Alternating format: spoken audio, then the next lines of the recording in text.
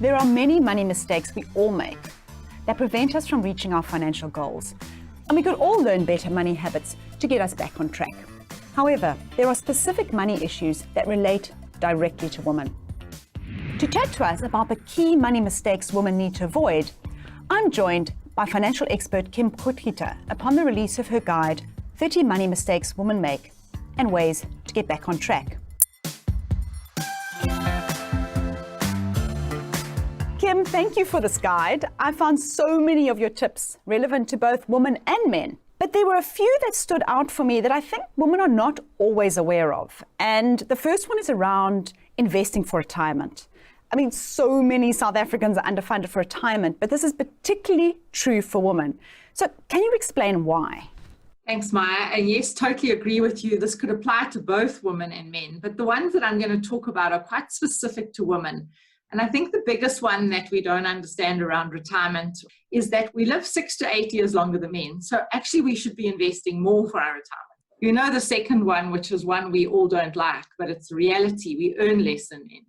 So we generally are contributing less into our retirement funds. Interrupted work life. So we don't work the whole way through, so we're not contributing to our investments the whole way through.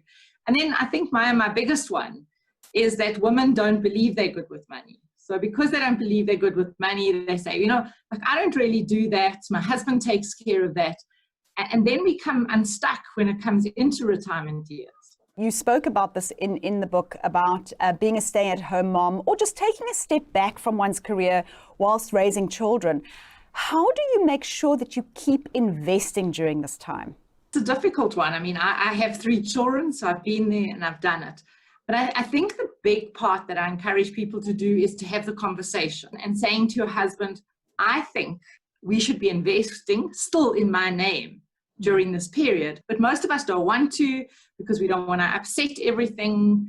And really, I think in the end of the day, we then have resentment. So way better would be to say, okay, we're obviously getting less income in, but let's, whatever we are contributing to a retirement fund, let's put it into both our names so that we both have retirement investments. And the other one, Kim, women often don't understand the risk of not having their own bank account or their own credit history. And this can often become a major impact if something happens to the husband.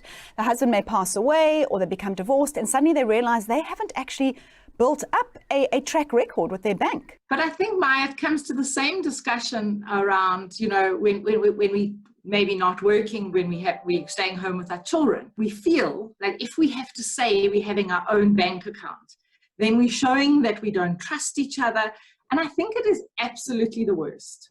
And I think it is absolutely incorrect, because if we both love each other, we both respect each other, it just makes sense that we both have our bank accounts.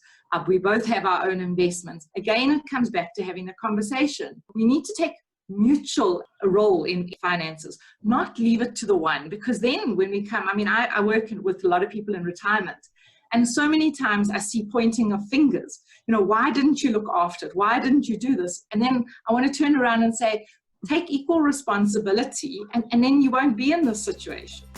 Thank you, Kim, for those valuable insights. I think our viewers, whether they're female or male, will find them really useful.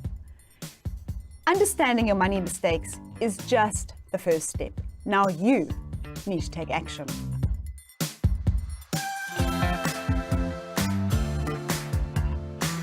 If you haven't subscribed yet, do so now. Push that subscribe button so that you don't miss any more brilliant financial tips that are going to get you on track financially.